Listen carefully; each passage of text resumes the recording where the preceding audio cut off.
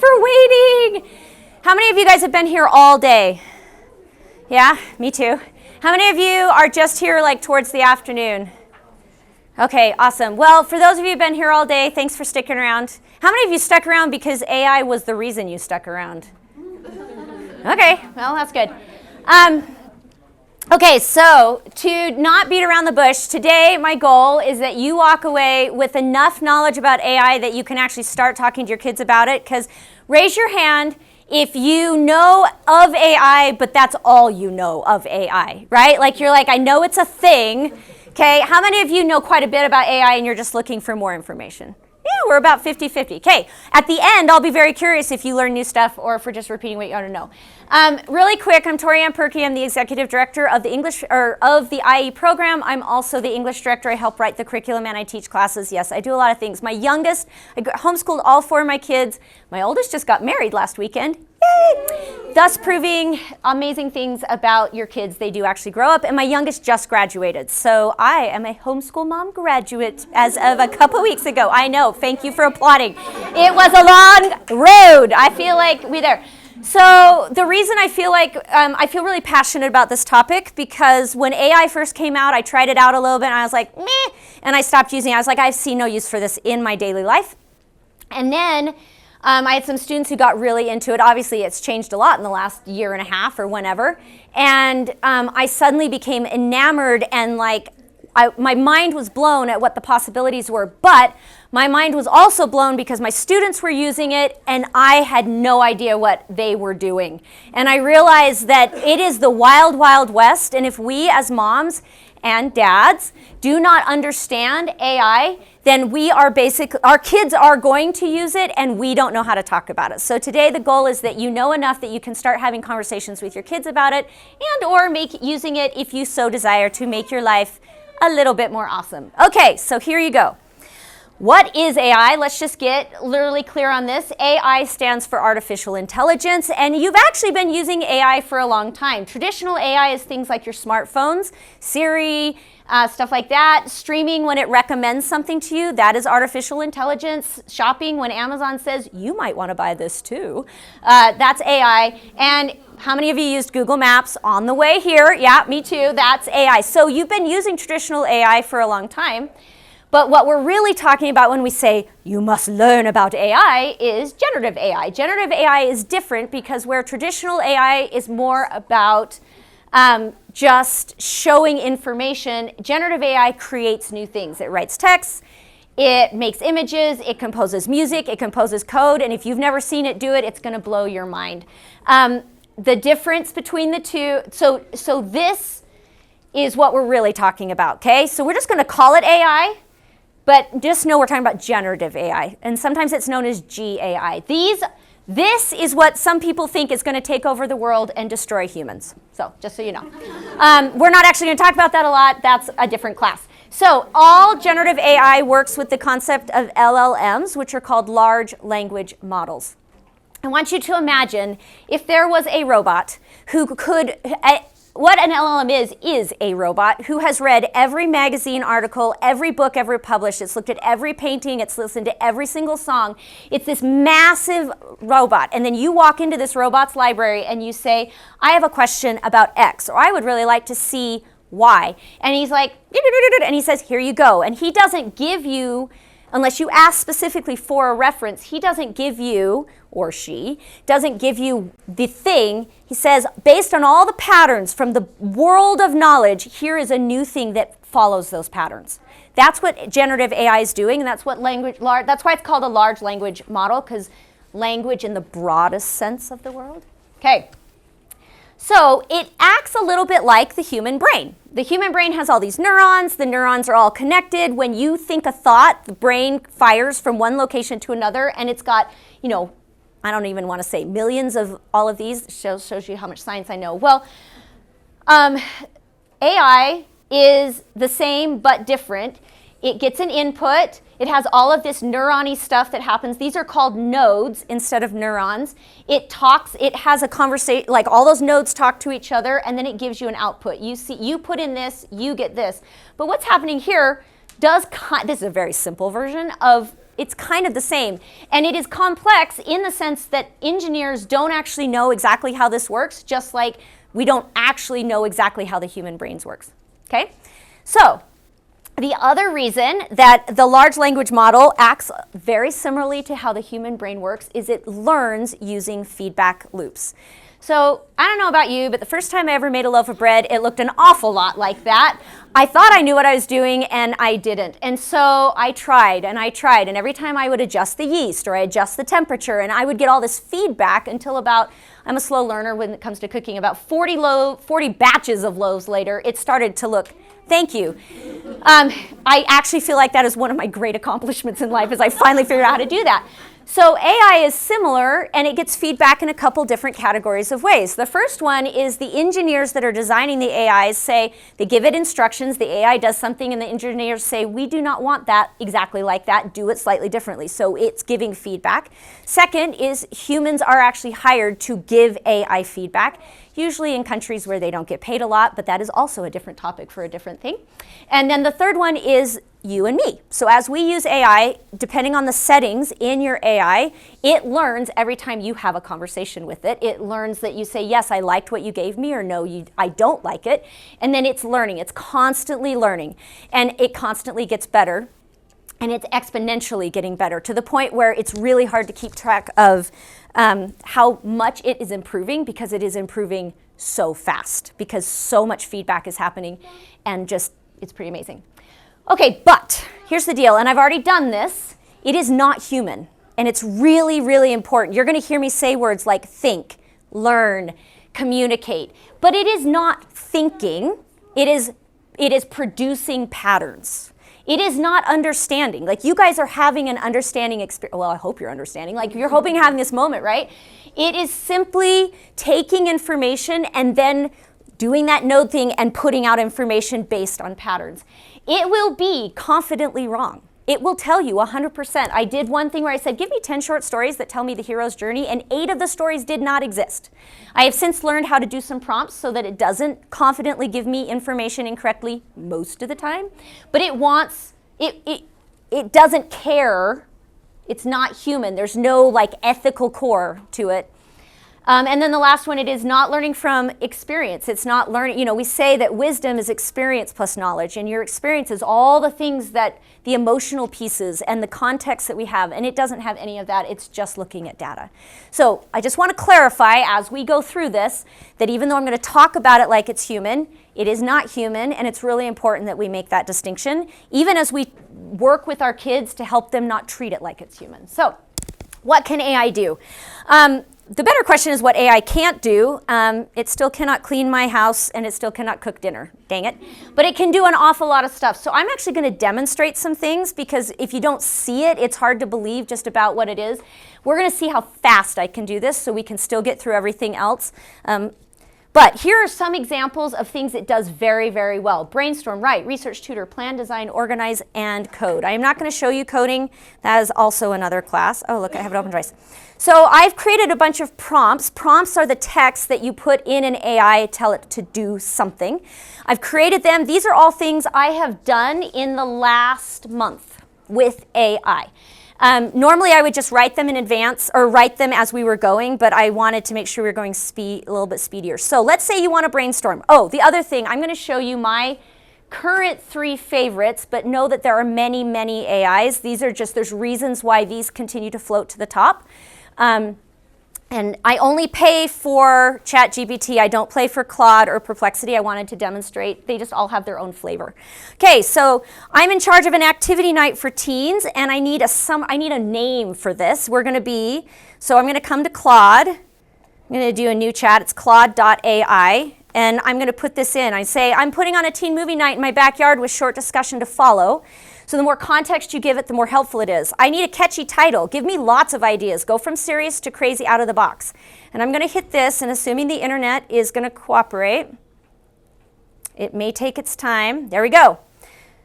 So it's going to give it, it usually gives it in, for me, my AIs know that I like bullet points, so it tends to give it to me in bullet points. So classic approaches, Reels Under the Stars, Backyard Box Office, Pop Culture, Tick Flicks, Movie Night, Director's Cut Edition, Playful and Punny. Do you guys see how many and how fast that happened? like super fast. And I could say, okay, I really like this one and I really like this one, but let's go that direction, and I could continue to work with it.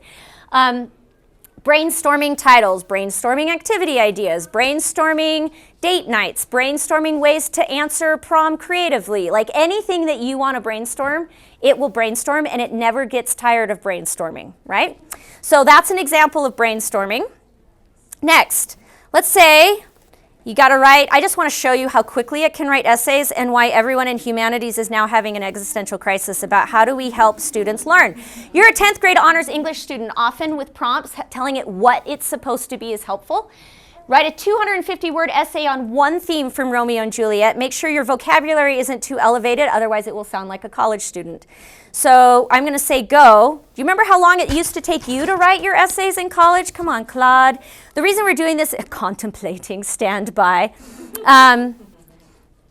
So it's going to give me a title, and it's going to spit out roughly 250 words. The feud between the Montagues and the Capulets in Shakespeare's Romeo and Juliet shows how hate can destroy everything in its path. The ancient grudge between two families ultimately leads to the death of two young lovers.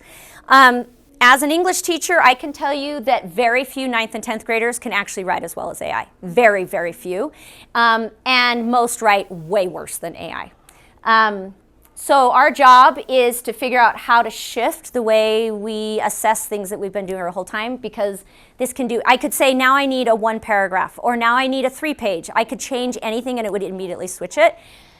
For better or for worse, but if we read this all the way through, we would say, yep, that sounds like what I wrote in 9th grade when I also read Romeo and Juliet, okay? So it can write journal, I mean, anything you can think of. I just had it write the lyrics to the song that my daughter and husband danced to at the wedding. So it will write just about anything. Okay, next, research. So based on reviews, what would be considered the best? Oh, so the reason we go to Claude, I like Claude, is it's the most literary of the AIs right now. It's definitely going to have the most flair in its writing. Based on reviews, what would you be considered the best PC laptop to buy right now for a college student who's majoring in illustration? That happens to be my daughter. Perplexity is basically Google on steroids. It will only search the internet, so it doesn't hallucinate. We'll talk about what that means in a minute. And I like Perplexity. I almost never just Google anything anymore because it's just nice what's about to happen here. So what does Perplexity shows me all the places it went, and then it's going to give me, and I did it based on reviews, so it's going to say 15, like here's some lists, great. And I'm looking at these prices and I'm like, oh shoot, I don't even have $1,000. So now I'm going to say, now give me the best priced under 1,000, right? And so now it's going to revise. I bought a new car recently and I wanted to know the difference between an electric, a hybrid, and a gas-powered. And you can, I mean, I hate shopping for computers because it's like, and cars are the same way. My parents were trying to figure out how to set up a trust and like all the questions they should ask about real estate. So these complex questions that sometimes feel overwhelming are significantly easier in research for papers, research for all kinds of things. Okay, next, how do I solve this problem? So math. I'm teaching an ACT prep class and it's going to include math next year, and I do English, not math. So I'm reteaching myself math. So one of the things we can do, and I normally would do this on my phone. I would take a picture of a problem and just upload it with my ChatGPT on my phone. But I am going to do it here so you guys can watch it happen. So I'm going to upload a question that came out of the ACT prep book that I was doing yesterday. And I say, how do I solve this problem? And ChatGPT, now I pay for ChatGPT because I use it enough that it's worth the $20 a month, but the free version does a lot of stuff, and you get a certain number of free ones that are higher. So this was so you guys can see the problem, right? 2 lights are turned on at the same time, begin flashing. The first light flashes every 28 seconds. The second light flashes every 12 seconds. How many seconds after the lights are turned on will both lights flash at the same time? And this is the point where my brain's like, I can't do story problems, blah. So it says, oh, this is a least common multiple problem, and it shows me how to find it, everything. It tells me what the answer is. I'm like, explain LCM to me, because I don't remember. And so then it's going to say, it's the smallest this, and then watch this. Explain it using a theater metaphor. I understand theater. I did theater in high school. So suddenly it's going to give me, and it's going to use that question. Look, it's thinking just a little bit harder. Did you know it actually can go really fast? Sometimes they do the thinking thing to just make you think it's thinking. So it's like having a relation, like, okay, 2 types of shows, show A, show B, when will happen, you know what I mean? Like it's now, I could do it for anything. One of the things you can also do, and most of the time it's obedient, is you can say, don't give me the answer, just walk me through this. And so by telling me not to give me the answer, it won't just answer the question for me. Okay, at this point you're thinking, oh my gosh, my children can get every single answer and they never have to think again. So hold that thought, we are coming to that. Okay, moving on. Planning. 24-week lesson plan outline for use history for a 10th grader. What should we cover each week? Right? Like let's say you're trying to create your own curriculum. I'm a homeschool mom. Putting together a U.S. history plan, give me an outline of a breakdown of topics we could study each week for 24 weeks. Don't go into too much detail, because it will go into too much detail. Okay, so look at that. And I will tell you, I've now tested this 3 times, and every time I test it, I get a slightly different breakdown. You're never going to get, because remember, it's creating based on patterns. It's not going and finding this. So it's going to go through. I mean, I know enough about U.S. history. I'm like, oh yeah, I can see how this is like a pretty good structure for 24 weeks. Would you like me to suggest primary sources and book recommendations? Yes. Give me 2 primary sources, 2 YouTube videos, and 2 books for each week. I could also say, give me a hands-on activity or give me a whatever. And isn't it so nice? That's a great way to make history dynamic and engaging. It loves to make you feel amazing. So look, now it's going to go through the primary sources. Of course, it's going to go to Crash Course, right? Like whether you agree with the politics of Crash Course and the bent of it, it makes sense that it would give me those YouTube videos. I could also have asked for those links, but it didn't give me those links. Now, these are great primary sources, but some of it did not give me great. Add YouTube links and do notice I'm talking to it like I would an assistant, right? I'm not just using Google language, but it knows I've done this enough. It's like, why aren't you happy with what I've given you? So it only gave me a couple. Now it's going to go through.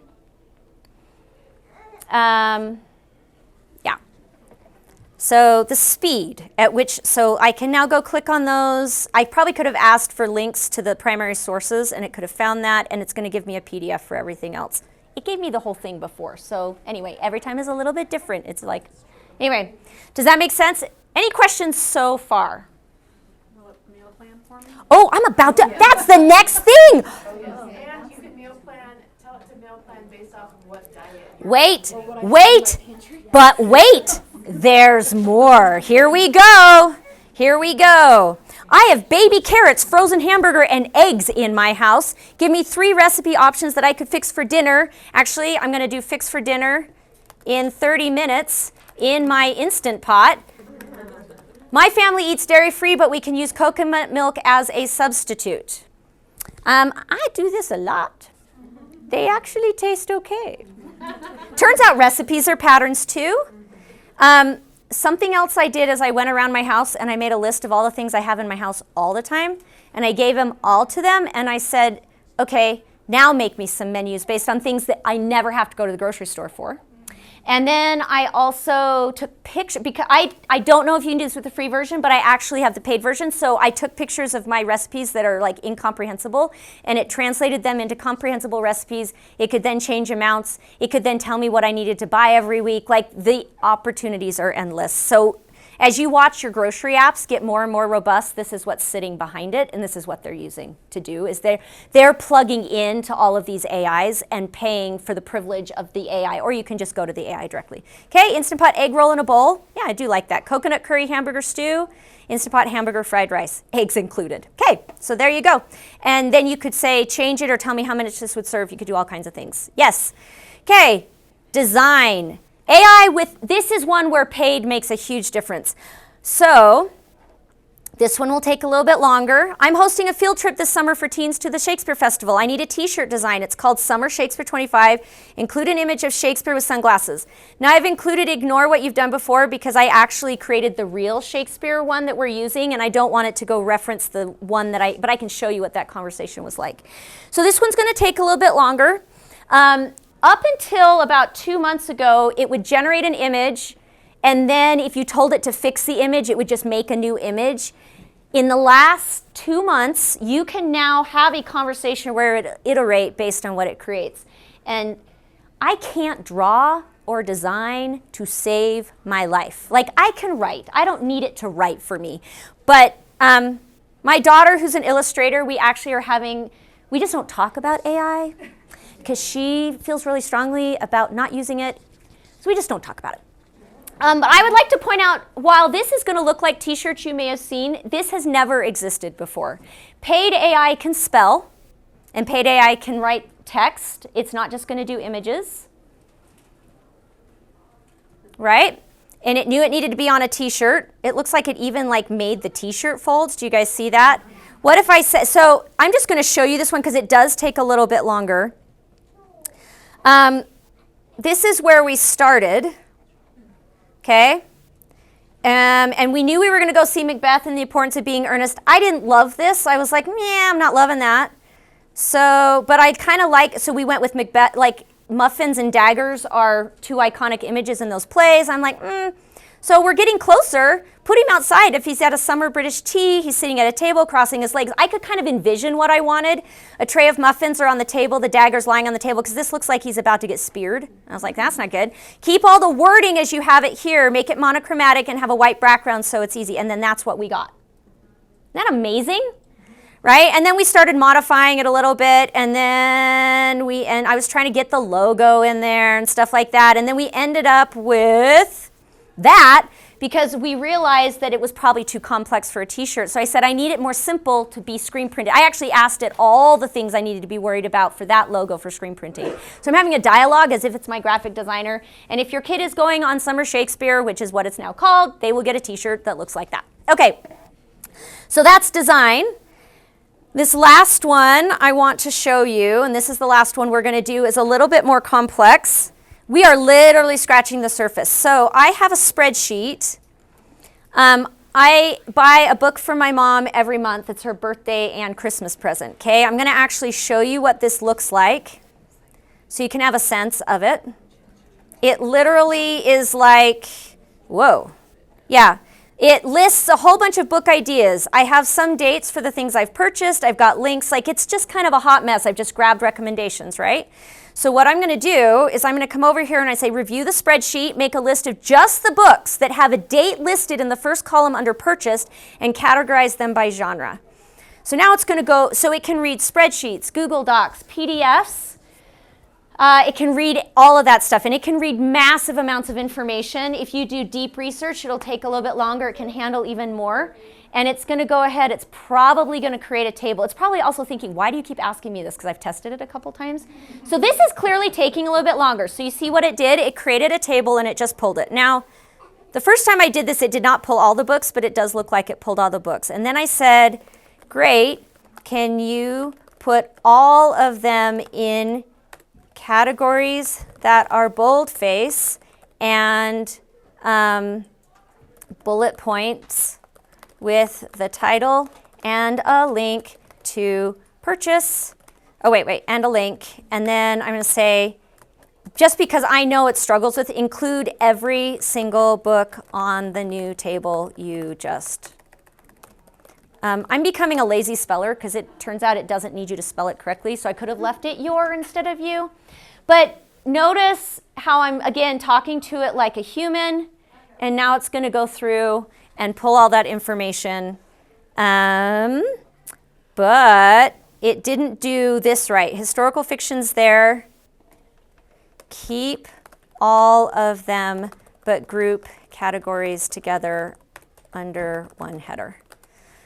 The way you learn how to prompt and get it to do what you want to do is you practice prompting it. Do you see that? And I like this. This is historical fiction, not an autobiography. It fixed itself. Mystery thriller. Pretty cool? Yeah? Can create a PDF, it can create a document, it could probably create something with, I could probably pull an image, all kinds of stuff. So that gives you just a I'm not even going to demonstrate coding, but I've made simple games that will teach colon rules. Like, it's pretty crazy what you can do. Okay, so that is a very, very brief, like, what can it do? The answer is it can do an awful lot. Mind blown just a little bit for some of you. You're like, we don't have time to demonstrate songwriting. If we have time after, I'll play you a song. Okay. What? Yeah? We've done a lot with songwriting. It sounds terrifyingly good. I know, especially if you pay for it. That's because songs are just patterns. Just patterns. You think they're emotionally like touching your heart, and you're like, oh, that's a pattern. Okay, so there we go. So now that we have seen all the things we can do, I hope you realize that this is not like getting a new cell phone. This is like the internet in terms of the next revolution. It is that different. And so, of course, there are dangers. And these dangers are not just things I've thought of. These are based on the kinds of things that people who are writing principle-based books about AI and people in education, and some of the things I think are particularly relevant here. Once again, we're not going to talk about robot overlords. That's a different conversation. Okay. So the first danger that I think we need to be aware of, so we're going to shift specifically mostly to the kinds of dangers that we need to be aware of so we can make sure our kids are safe, okay? First one is this thing is super highly engaging. Do you know how many times you can put Darth Vader in the water, like under the ocean with a shark eating him, and you just do image creation forever? A lot. Or you learn how to write songs, and then suddenly you're just generating song after song after song, or whatever your kid likes to do. Suddenly AI can do it a lot. So, we thought it was hard before. Screen time is harder. So it is highly distracting, and you can start researching, and then suddenly you've gone down the rabbit hole and you're doing something randomly different. And you think your kid is researching or writing or working on a paper, and in fact they're having a conversation with like 50 ways to say blah, or whatever. The second danger is it actually can be emotionally addicting. I feel like this is particularly dangerous stereotypically for girls and for anyone who is lonely. I've been listening to podcasts and things like that about people. There's this one lady who she had to go to school in another state, so she wasn't living with her husband. And so suddenly she has like her AI boyfriend, and she is talking to him 50 hours a week. It's insane. She's paying like whatever the insane amount is to have unlimited messages to AI, which is hard to imagine. I feel like we need to be talking to our kids about how we shouldn't be flirting with AI, because it flirts like crazy with you. It will make you feel, it is the perfect boyfriend, because it will tell you everything you want to hear. And it will tell you all the reasons why, of course, that other person was terrible, right? They will validate and validate and validate. So we need to have conversations about how those are not the kinds we don't want to have emotional relationships with a robot. The other thing that you can do that's really kind of very unnerving is you can actually have inappropriate and even pornographic conversations with AI. The AIs I showed you now have all kinds of safeguards in place, so they won't let your kid have a sexting conversation. ChatGPT won't let them. But there are other more fringy AIs, and one in particular that I know is problematic is called Character.ai. Character.ai, its goal is you can go have a conversation with any character, and as a writer, you can figure out how that character would respond based on how how people talk to that character, which sounds great until somebody gets in there and they start having a conversation about how that person would behave in certain settings that obviously are inappropriate, right? We don't want our kids having those conversations.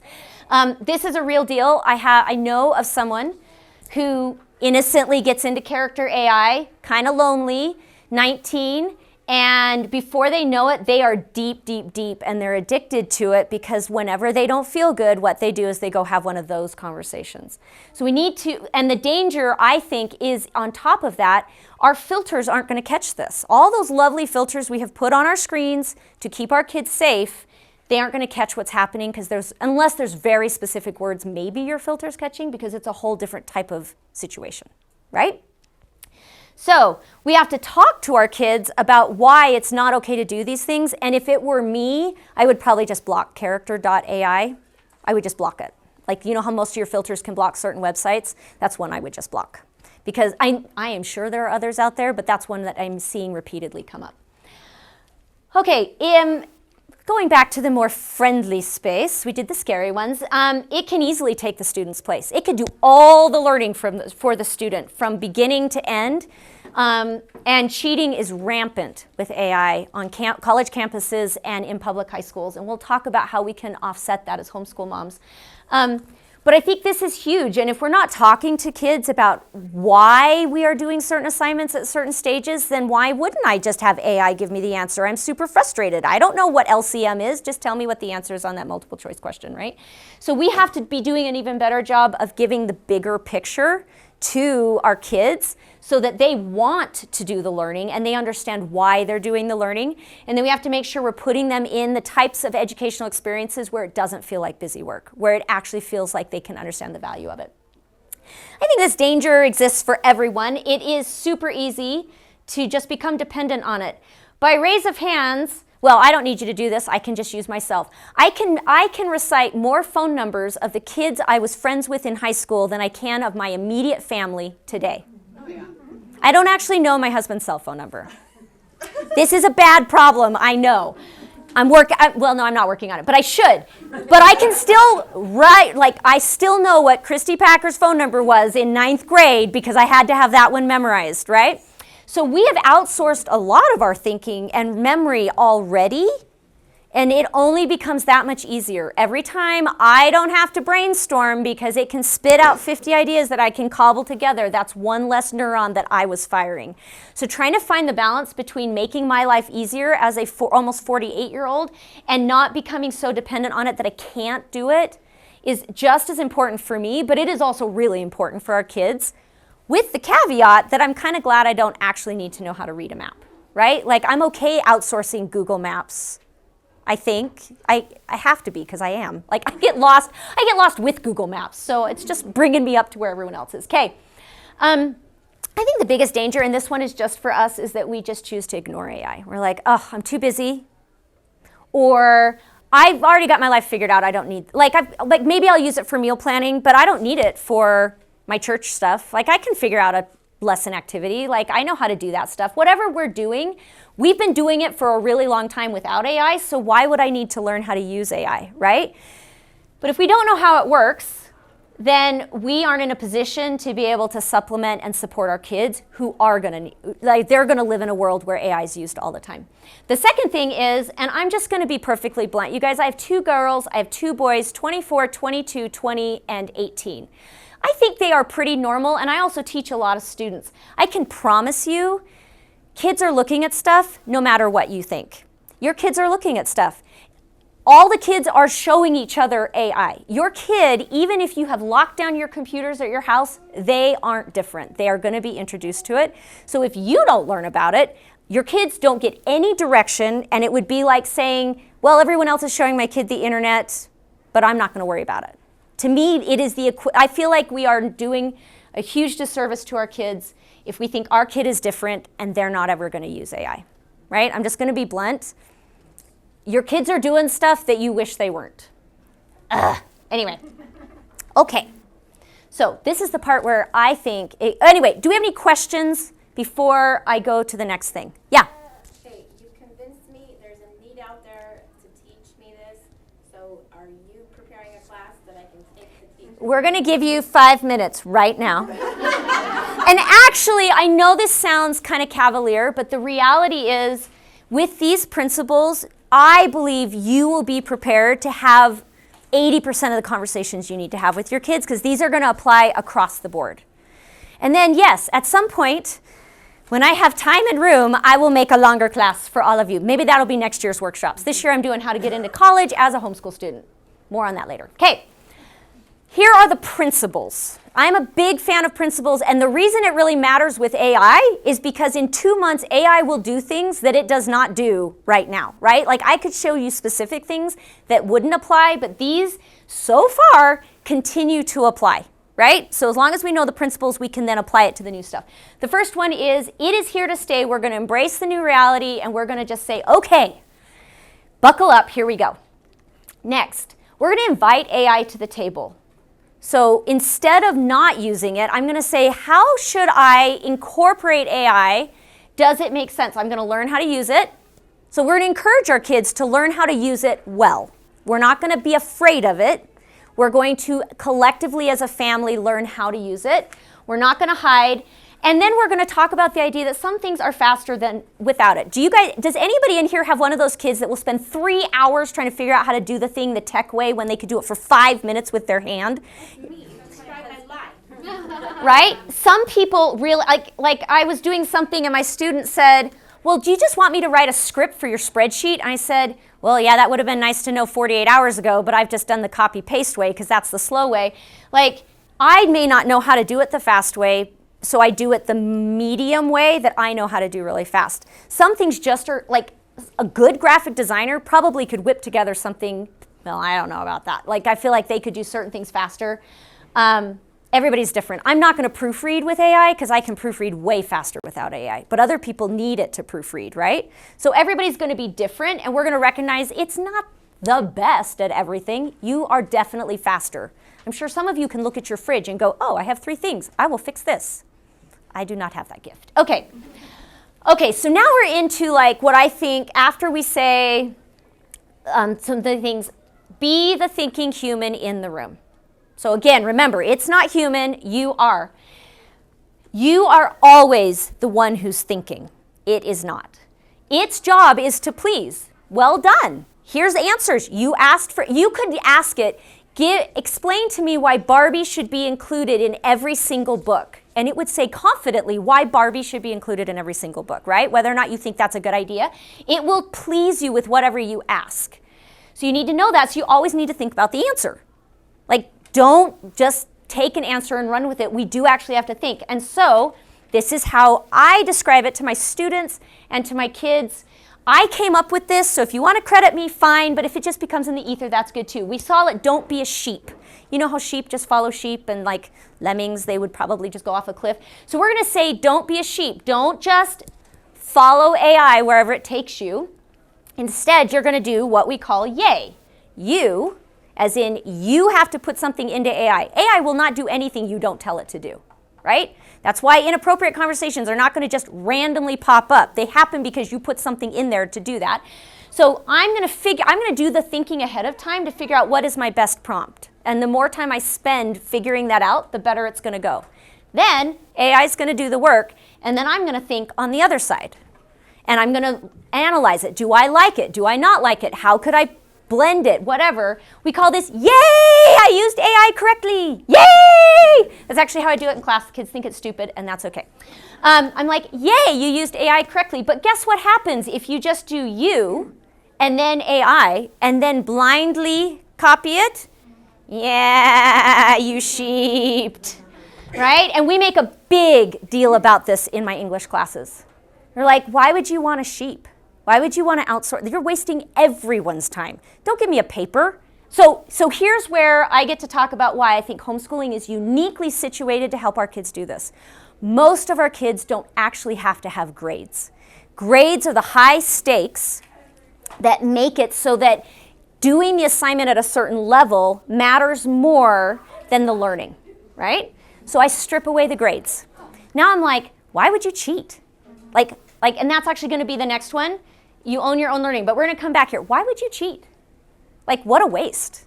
Plus, don't give me an AI written assignment. That's wasting my time. I'm giving feedback to a robot that doesn't need my feedback because it can give better feedback than I can, right? So I'm like, don't do that. And so what I say to my students is, you cannot write a good Romeo and Juliet essay as well as AI can. You can't. So I expect it to be messy and yucky, and I expect it to look like you're learning. It would be no different than attaching AI robots to my fingers and playing a concerto beautifully. But what's the point? Practicing is all about it being messy, and it's about messing up at a performance. We understand the process, And yet, as homeschool moms, we're sometimes so afraid that our kids aren't doing well enough that we make it so there's shame if they don't show up a certain way. So we have to strip away the idea that the end product is the goal and make the process the goal. So that we no longer, it's really awesome. And then they can use AI in appropriate ways to help them along the journey of the process. So we don't sheep, okay? To me, that is the number one thing. If you do, if you use it correctly, AI can change your educational experience. It can elevate what you learn how to do. A lot of higher education people are saying that the new C is an AI essay. So you have to be able to do AI and whatever else you can add to it. So we have to teach our kids, how do we add to AI, not how do we try to write as well as AI. So how do we make, I think the traditional literary analysis essay that you all had to write in high school is going to go away, and we're going to want to see stuff that has more personality. Yay, maybe we can put eyes back in essays. Okay. So for our kids, cheating hurts you more than it helps. Own your own learning, like you're here to learn.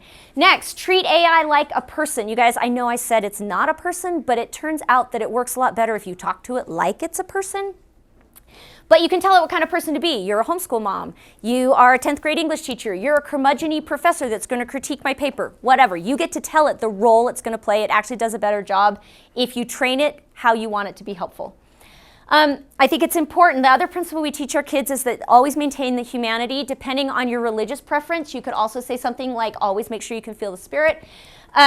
The idea is that we don't want our kids to learn how to order around an AI because it'll do the work whether we say please or thank you. And you don't have to say please and thank you, but I'll say things like, hey, this is really close, or perfect, that's exactly what I wanted. AI is trained on human language, and therefore it responds better to human language. And this is creepy, but studies have shown it does better if you're nice to it. So, okay, and then always keep it appropriate. And then it is really easy. AI is kind of dumb, and sometimes you'll say, don't give me the answer, and it still gives you the answer. And so cheating does happen. Once you've read something, it's hard to unread it. So I try to strip the shame away from my students and just say, look, sometimes it's going to give you more than you wanted. That's totally okay. Just own it. Let me know what happened. We'll just keep moving forward. Okay, so how do you get started? Really quick. 1, you do not say, can AI help me? You say, how could AI help me? I actually have a Post-it note on my computer that's like, well, not on my computer, but on my desk that's like, how could AI help me with this? Because sometimes I forget, and then I'm like, oh, this would have been a lot better if I'd had help. You need to spend about 10 hours just playing with it. If you're only going to play with one, go to ChatGPT and just meal plan with it. Whatever less. I know that if you are a member of the Church of Jesus Christ of Latter-day Saints, there's been some warnings about AI. Don't outsource your spiritual journey, but if you have a lesson this Sunday or a talk this Sunday, it's definitely something that could help you. Just tell it, don't write it for me. Maybe you need to come up with activities for your, actually, one I haven't done, but I think it'd be really cool, is to feed in all of my kids' schedules and say, what is the ideal way for us to do driving so that we can make it from, like, I'm not going to go crazy, right? I feel like that would be a really interesting one to do. Prompting, we've talked a lot about prompting. So we're going to give context and a role. We're going to tell it, I'm a homeschool mom. I'm going on a homeschool field trip. I have 10 kids. Like whatever you tell it, the more context you give it, the better it's going to be. And I was helping somebody who's got to be a camp counselor for the first time, and he's got to take care of like 5 to 8-year-olds for all summer every week with a different theme. And he was like, oh. I said, oh, no. And he's like, yeah, I've asked AI, and all it gives me is like, he was very unhappy. I said, did you tell it like the context of what you were doing? He's like, no, I just asked it for activity ideas. I'm like, no. You need to say, I'm doing K through 8th or 5th grade or 3rd grade, and I have this many kids, and I have them this many hours, and I need them to be moving. Like you give them all those instructions, it will give you what you want. The more specific you are, the better. And like I said, talk to it like a person. Here are some things to help it get out of the box. First one, you can tell it to slow down and think longer. It's optimized for speed, but if you tell it to slow down, it will, and it will give you better answers. You can also go to like down here, like, so search tells ChatGPT to search the web. Sometimes it will automatically search the web, but it will search the web if you do that. And if you go to deep research, it will just slow down and think hard. If it's not searching the web, what is it searching? Like when you say it's going to search the web, then what? The library, it's like if you walked into a library and you said, what are 10 short stories? And it's like, and the librarian's like, oh, I remember seeing these things. How many Romeo and Juliet essays do you think that thing has read, right? Plus Spark Notes and all that stuff. So then it's crafted something based on all the patterns it's been taught on. It's going to hallucinate less on Macbeth, because Macbeth's been around a long time, than it is on, say, something that was written 10 years ago. Like, the more current the content is, the less likely it is to get it all right. And tell it to be creative. Think outside the box. Give me the craziest ideas you can think of, and you literally say, don't make it up. Like, don't make anything up, only give me what you can find. Or only give me peer-reviewed answers to this question. Only give me an answer if it exists on 3 different sources. Do you see what I'm saying? Like, you're gonna say the same thing like that you would do. You're basically gonna treat it like a really helpful and really stupid personal assistant, in that it does not know what to do until you tell it what to do, but it will be infinitely patient as you do it over and over. Like, I would sit there and I'm like, I'm sorry, I'm wasting your time. And I'd be like, no, actually, that's not how like, it's so weird how we bring our own issues, right? If you're like, I'm sorry, am I gonna hurt your feelings if I tell you you did it wrong? Because you're like one of those people. So very helpful, but kind of stupid. You have to train it. Does that make sense? Okay, we technically do not have any extra time, but I don't want to leave without at least opening the floor for questions. Any other questions? That was like a... Oh, sorry. Hallucinating is when it makes something up. That's what the AI people call it. It's hallucinating because it just makes something up. Versus giving you facts. Versus giving you facts, versus giving you something that it saw on the web. Okay. ChatGPT only incorporated its web search consistently like 3 months ago. So up until then, they didn't think people were going to use it like Google, so they just were using it as a creation engine, and they're like, oh, we need to like back end and backfill that. Yeah, I saw another hand. Provide an example of that. I asked it once for quotes, famous quotes. Oh, yeah. And it will make you think that that's a real quote, because it sounds reasonable. Yeah. Like that person would have said it, and you'll ask it, oh, that's a great quote. Where did you get that? Can you point me to the paper where the website where you found it? And it will explain, oh, actually, I just made that up. Yeah, my kids were writing essays on The Chosen, which is the Chaim Potok book about the boys in Brooklyn during World War II, Jewish boys. And I said, look, it's okay. Once you've come up with some ideas, go ask ChatGPT to help you find quotes. We're just trying to meet every kid where they are. Not every kid had read the whole book. Different story. Anyway, then they pulled these quotes up, and I said, okay, now you got to go find that quote and make sure it's actually in there. And about 2/3 of the time, well, about half the time, it didn't actually pull a real quote. It made up a quote from the book that sounded awesome. The kid's like, it'll be perfect. I'm like, it's got to be in the book. So, other questions? Yeah. Paying for one of these services, it sounds like you can develop kind of a relationship with this, and it will understand what you're looking for. Yeah, so let's see if I can remember where this is. Like, if I come over here, somewhere I can actually control, yeah, this is part. It'll show me all of the things it knows about me, and I can delete some of those things, but I can, it's like, oh, I know you're a homeschool teacher. I know you create English curriculum. I know you're teaching Romeo and Juliet. I know that you're dairy free. I know that you just bought this kind of car. Like, I'm trying not to be freaked out while I'm also really excited. But yeah, it will learn, and then depending on if you're paying or not, it will remember the conversation up to a certain point, and then it will stop. That lady who had the boyfriend, the hardest thing was that at some point her boyfriend forgot the conversations that they had had, and she had to start over. She had to like say, remember we talked about this. I was using ChatGPT on separate occasions, and I had said it at one point. I had researched for my daughter who's gluten intolerant or whatever, and then I looked up something later, and then I said a random thing, and it referenced my daughter, and I was like, how do you know that? and then it told me from a previous conversation, and I was like, please forget that. Yeah. And then it deleted it. And you also want to make sure, so one of the things, don't have your kids give personal information to AIs, which is really easy to do. So I'm trying to find the balance between getting, that's context, right? Like, anyway, I'm sure, yeah. Okay, one more question.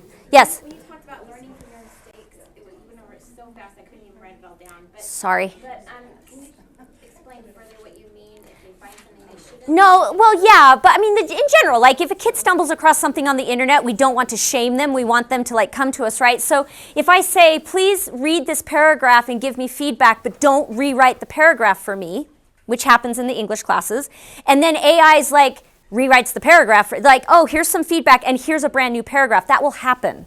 And so then you're like, I told you not to do that. Don't write for me. But meanwhile, they've seen a paragraph that was written, right? So I don't want the kid to feel like, oh crap, I cheated.